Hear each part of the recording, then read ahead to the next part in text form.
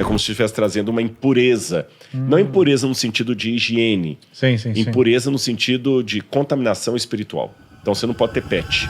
E em Midian, Moisés começou uma nova vida. Ele casou-se com Zípora, uma das filhas de Jetro, e tornou-se um pastor cuidando das ovelhas de seu sogro. Ele foi de príncipe do Egito a um humilde pastor no deserto. Foi um tempo de aprendizado, crescimento espiritual e preparação para o que estava por vir.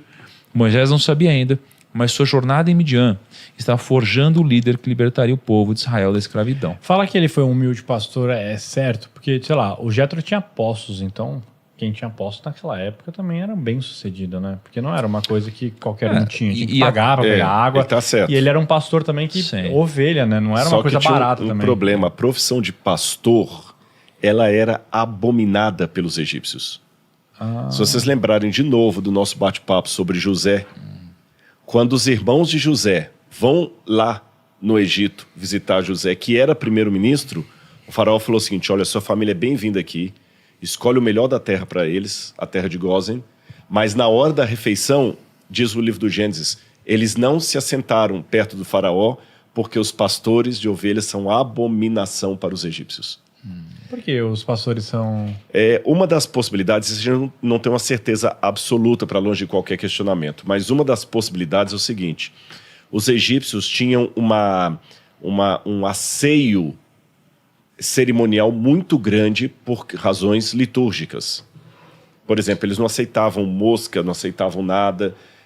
Até hoje, por exemplo, os muçulmanos, dependendo do país, é claro, eles têm também algumas questões cerimoniais que, por exemplo, você não vai ver muçulmano criando cachorro em casa.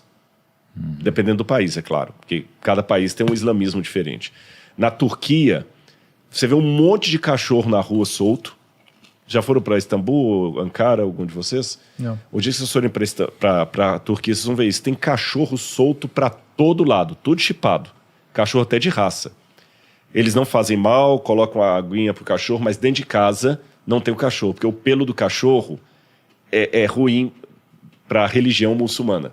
É como se estivesse trazendo uma impureza. Não impureza no sentido de higiene. Sim. Impureza no sentido de contaminação espiritual. Então você não pode ter pet.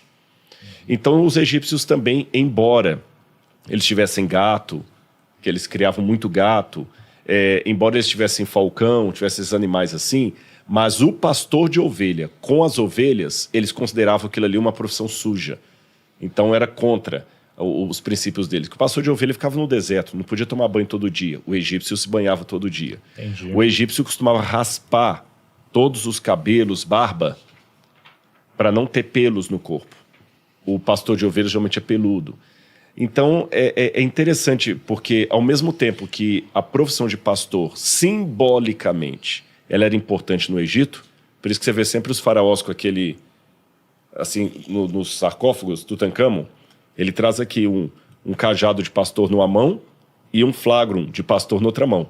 E o faraó era chamado de o grande pastor do Egito, mas apenas no sentido simbólico. Na prática, eles não gostavam. Então, Moisés ir trabalhar com ovelhas é como se eu pegasse alguém que tem toda a linha do Dr. Bactéria. Lembra do Dr. Bactéria, famoso, que fala muito? Pegar alguém da linha do Dr. Bactéria e obrigar o camarada agora a trabalhar no lixão.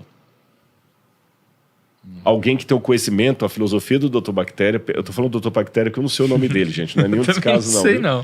Mas ele é famoso. Eu gosto de ver as coisas que ele fala.